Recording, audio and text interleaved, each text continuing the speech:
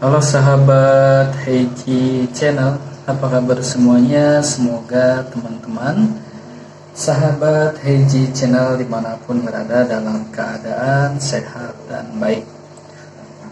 Oke teman-teman sahabat Heiji, pada kesempatan kali ini saya mau berbagi tutorial bagaimana caranya kita memijah atau mengkawinkan ikan mas koki. Seperti pada video kali ini yang bisa teman-teman lihat dan perhatikan, pada kali ini saya mau memijahkan ikan mas koki oranda. Teman-teman bisa perhatikan ikan mas koki yang betina itu yang berbadan besar ini teman-teman ya. Jadi ini betina. Ini usianya kurang lebih 10 bulan ya. Ini oranda short body. Cara kita membedakan antara betina dan pejantan sebenarnya mudah sekali. Kalau betina itu perutnya ketika dia sedang menyimpan telur di perutnya, itu perutnya agak menurun.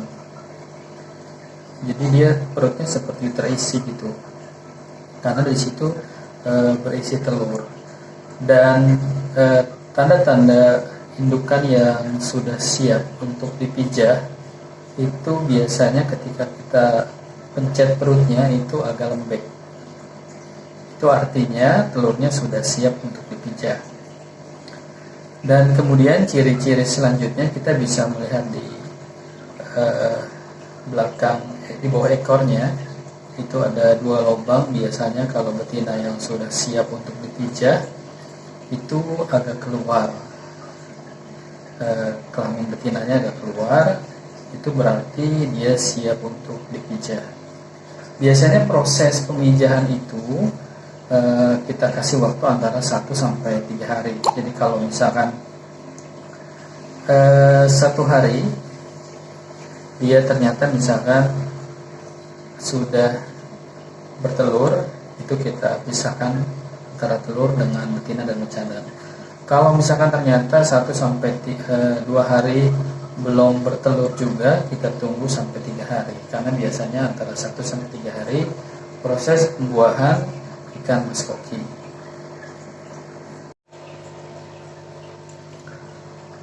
Oke teman-teman, kemudian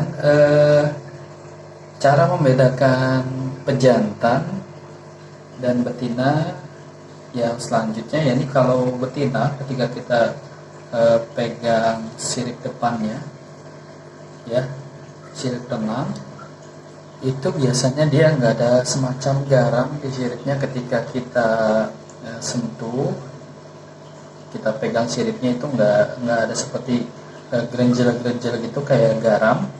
Nah kalau jantan itu ketika kita pegang sirip renangnya itu seperti ada garam, gerenjel-gerenjel gitu. Nah itu secara fisik kalau kita lihat antara pejantan sama betina. Kemudian secara tingkah laku, kalau kita lihat pejantan dan betina itu mudah sekali. Kita satukan saja beberapa ekor mas koki dalam akuarium atau dalam kolam. Kalau ada mas koki yang selalu mengejar-ngejar ikan mas koki lain yang terlihatnya seperti betina, nah itu pejantan. Jadi mudah sekali cara membedakan antara mas koki betina dan pejantan. Kemudian kenapa sih di akuarium ini kan teman-teman bisa lihat itu ada betina 1, kemudian pejantan 2 itu sebagai tandem ya teman-teman. Jadi sebagai penyemangat dia ketika dalam proses pemijahan.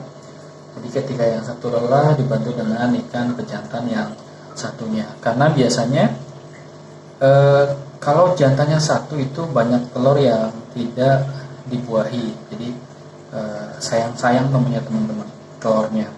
Kalau pejantan 2 itu biasanya proses pembuahan telur itu maksimal. Jadi banyak butir-butir telur yang terbuahi oleh pejantan. Jadi seperti itu. Sebenarnya bisa saja pejantannya 1, betina 1 bisa, tapi biasanya pembuahan itu kurang maksimal.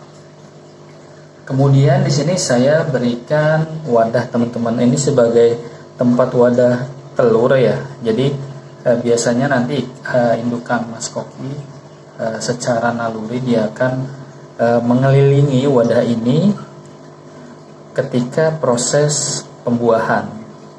Jadi nanti banyak telur-telur yang lebih banyak menempel di sini. Tidak menutup kemungkinan nanti ada telur-telur yang berserakan di sekitar akuarium ini, wadah ini, itu tidak apa-apa. Kalaupun dia ternyata sudah dibuahi, insya Allah nanti dia akan menetas telurnya. Jadi prosesnya seperti itu. Dan pastikan ya teman-teman, wadah untuk pemijahan itu bersih. Airnya itu memang air yang baru kita ganti, jadi dia bersih. Jadi pastikan tidak banyak kotoran, karena kalau pengalaman saya sendiri ketika tempat wadah pemijahan itu kotor, banyak kotoran ikan Mas Koki, itu nanti telur-telur itu terkena bakteri, dan akhirnya dalam waktu tidak lebih dari 24 jam telur-telur tersebut nanti akan memutih. Ketika telur-telur tersebut memutih, itu bisa dipastikan pembuahannya atau telur tersebut gagal menetas. Itu terjadi beberapa faktor penyebab. Satu, mungkin karena pembuahan yang tidak maksimal. Kalau misalkan pembuahannya maksimal, pejantannya bagus, kemudian indukan bagus, sudah dewasa, sudah cukup umur, sudah matang telurnya, ternyata masih tidak jadi, kita lihat faktor lingkungan, apakah airnya itu bersih atau tidak, wadah untuk telurnya itu bersih atau tidak. Jadi banyak faktor yang menyebabkan ikan yang kita pijah itu telurnya tidak jadi menetas. Seperti itu teman-teman. Nah, ini prosesnya. Saya menaruh indukan dan betina ini tadi sore teman-teman. Jadi sore jam 5 sore itu saya satukan antara indukan, betina, dan bejantan. Biasanya karakter ikan Mas Koki itu sendiri, biasanya dia melakukan pemijahan itu ketika jam 3 sampai jam 7 pagi. Itu proses pemijahan terjadi. Oke teman-teman, nanti akan saya update bagaimana sih telur ikan Mas Koki yang sudah berhasil dipijah. Nantikan video-video Hedget Channel selanjutnya. Terima kasih teman-teman, salam sukses, salam Indonesia Raya.